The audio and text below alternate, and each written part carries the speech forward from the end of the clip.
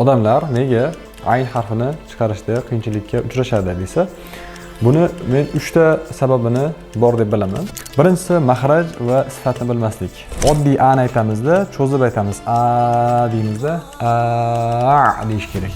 Lekin mashq davomiyligida, ya'ni mana bu keyingi mashq davomiyligi har kuni 2-3 soat mana shunaqa mashqni qilsangiz, mana shu halqumning mana shu muskuli ishlashni boshlaydi, harakatga keladi. Bu mana shu yerda kichkina tilchaga javobgar bo'lgan asab tizimi, nerv tizimi harakatga keladi. Tasavvur qiling, yangi bir uskunani ko'rdingiz yoki yangi bir telefonni ko'rdingizda, qanday ishlatish kerakligini, qayerdan kirish kerakligini 1 minutda o'rganib olmaganmiz-ku, yoki yarim soatda o'rganib olmaganmiz-ku, kunlar, oylar kerak bo'lgan balki. Birinchi ayiq, undan keyin ayiq, undan keyin aya qilib mashq qilish bu. Ayiq, aya. Qofni mahraji, keyin g'oyinni mahraji, keyin aynni mahraji rivojlanishga boshlaydi.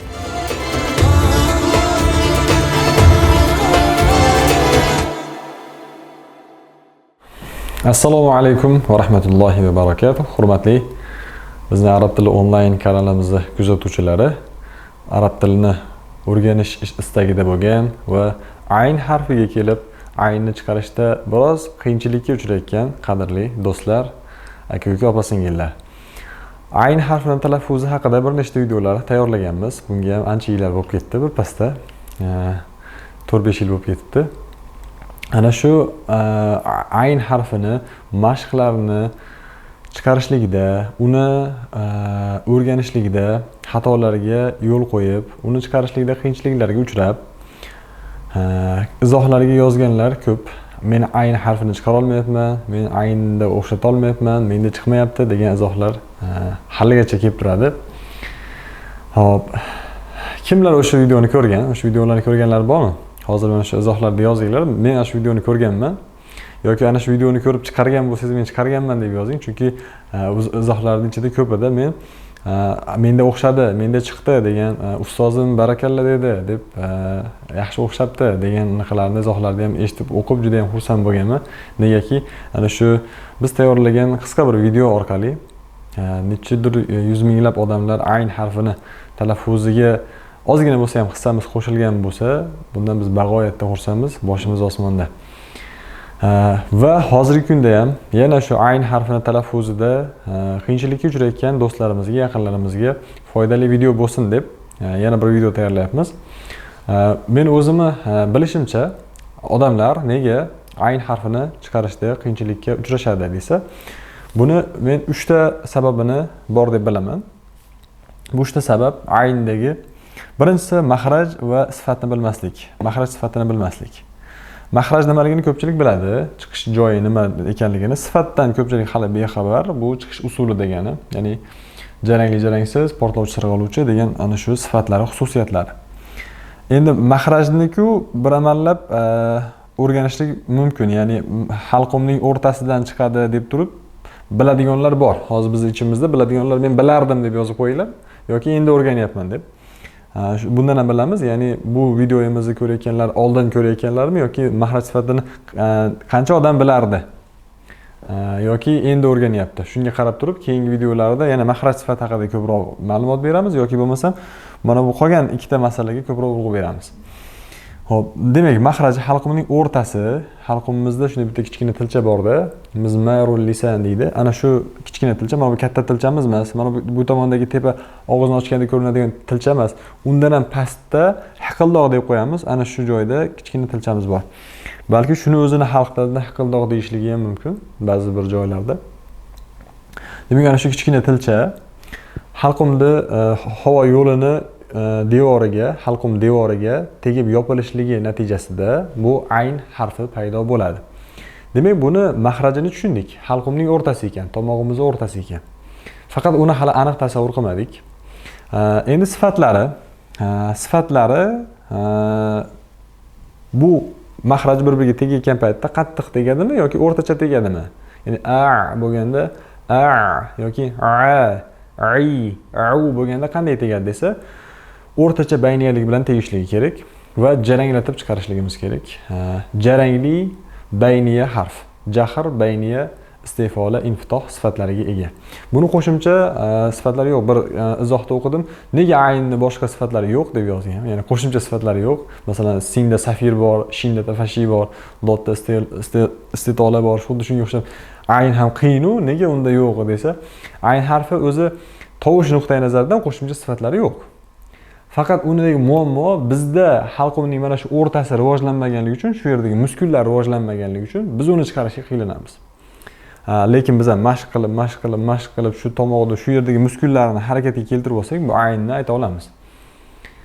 Xo'p, endi keyingi ikkinchi sabab nima desa, ikkinchi sabab bu mashq usullarini bilmaslik. Ya'ni qanday mashq qilishni bilmaslikdan chiqara olmaydi. Ya'ni ay deydi, lekin bu bilan ayni o'xshatish qiyin. Deb yurasiz. Bir oy yurasiz, 2 oy yurasiz, 1 yil yurasiz. Bu bilan bundan ham foyda beradi, lekin samarasiz juda ham past bu. Deyishligini. Bundan ham o'xshaydi. Bundan samaraliroq usullar bor. Uni yana ko'rsatamiz. Uchinchi sabab mashqda davomiyligini bilmaslik. Mana bu maxrajini bildi, sifatini bildi, mashq usullarini bildida, mashq davomiyligini bilmasligi natijasida chiqara olmaydi. Ya'ni ehtimol siz o'sha mana mashq usullarini ham ko'rgan bo'lishingiz kerak. Ehtimol boshqa videolarda ham qanday mashq qilishligini ko'rgan bo'lishingiz mumkin. Lekin qancha mashq qilishlik kerak? Necha kun mashq qilish kerak? Necha soat mashq qilish kerak eng kamida? Eng kamida qancha mashq qilish kerak degan savolga misol uchun hamma o'zicha, misol uchun men o'quvchilardan so'rayman-da, men masalan kurs o'tadimi, o'sha o'quvchilarni qancha mashq qildingiz desam, ko'p mashq qildim deydi. Qancha desam, bilmayman deydi.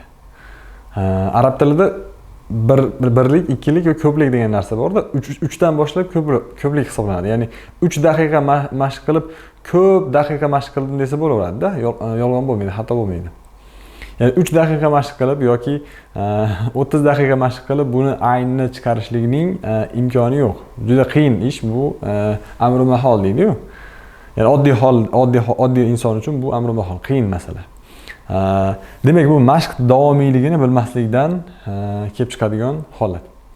Endi shularga biz bir mashq usullaridan va mashq davomiyliklaridan bir misollar beramiz. Hozir o'sha quyidagi davomida. Endi maxrajini va sifatlarini bir takrorlab qo'yaylik. Maxraji halqumning o'rtasi, mana bu bo'rtib chiqqan suyagimizdan teparoq qismini ichkari tomonda o'sha tilchamizni orqaga tortishligimiz kerak. Buni ko'rgansizlar, og'izga urib qilish mashqi bor. Bu ham foyda beradigan usul. Va bunda tomoqni sal bo'g'ibroq qo'l bilan itarib mashq qilishlik ham mumkin. Bu ham maxrajni topishga yordam beradi, maxrajni o'rganishlikda. Endi mashq usullaridan bittasi oddiy a ni aytamizda, cho'zib aytamiz. A deymizda, a deyish kerak.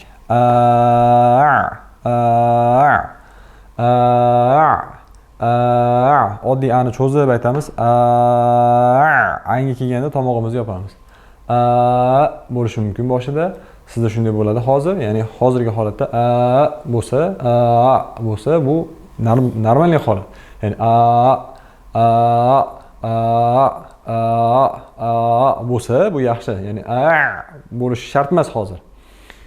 Lekin mashq davomiyligida, ya'ni mana bu keyingi mashq davomiyligi har kuni 2-3 soat mana shunaqa mashqni qilsangiz,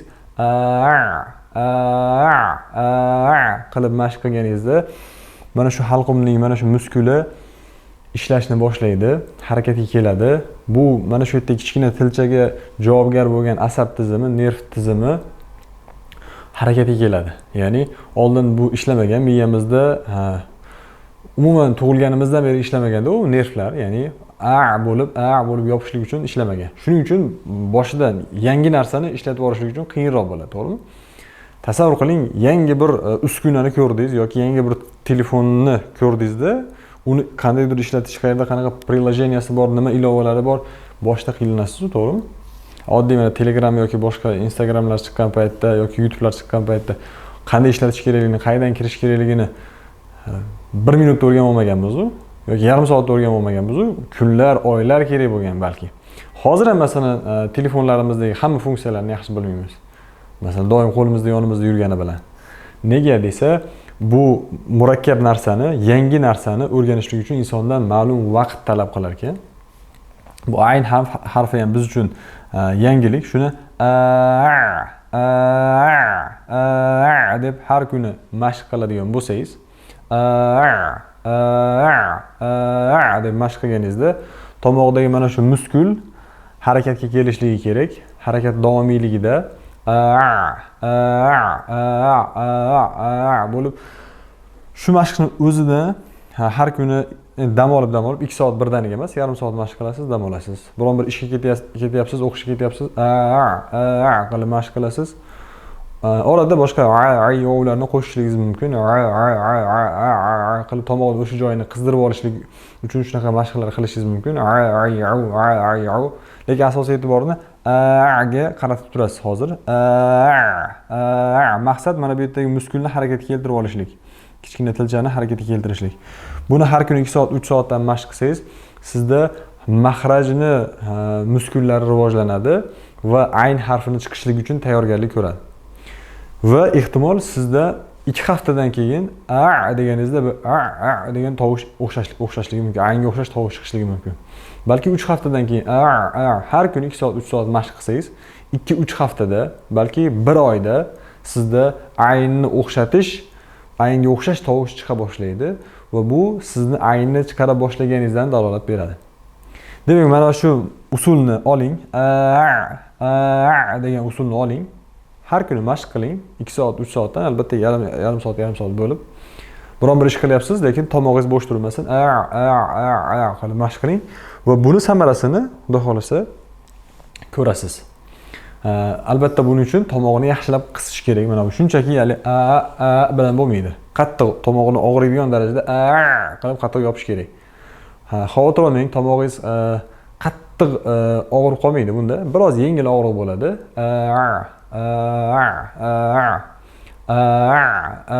Tomog'im og'rib qoladi degan xavotir bo'lmasin.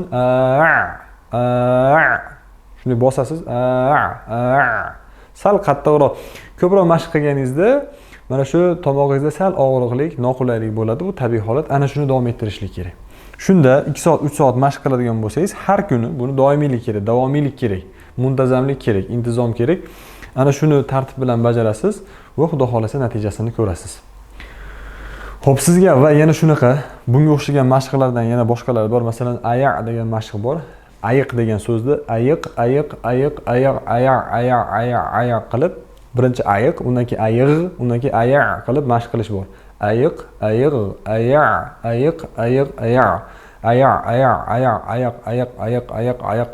qilsangiz, mana bu tomoqni birinchi qofni mahraji, keyin g'oyinni mahraji, keyin aynni mahraji rivojlanishni boshlaydi. Ayiq.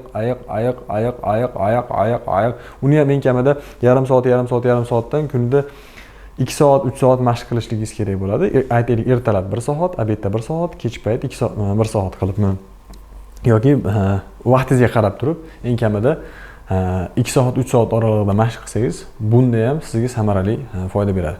Va shunga o'xshagan yana ko'proq harflarni to'liq holatda, ayni o'zini boshqa mashqlarini bilishni xohlasangiz, biz Arabify degan loyihamiz bor. Ana shu loyihamizga obuna bo'ling. Quyidagi havola orqali o'tib, to'liq ma'lumotlarga ega bo'ling va ayn harfini talaffuz qilishni zo'r qilib o'rganing.